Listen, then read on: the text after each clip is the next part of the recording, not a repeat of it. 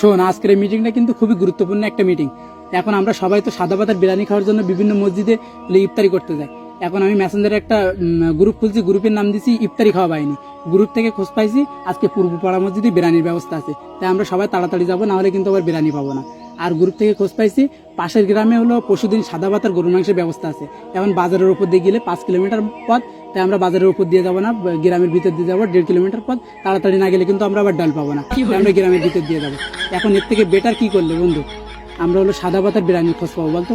তাহলে বন্ধু একটা কাজ করা যায়, প্রতিটা মসজিদের ইমামকে আমাদের এই গ্রুপে অ্যাড দেয়, কারণ একমাত্র ইমামই জানে তাদের মসজিদে কিসের ব্যবস্থা আছে। হ্যাঁ বন্ধু, তাই করি। প্রতিটা মসজিদের ইমামই একমাত্র জানে তাদের মসজিদে কিসের ব্যবস্থা আছে।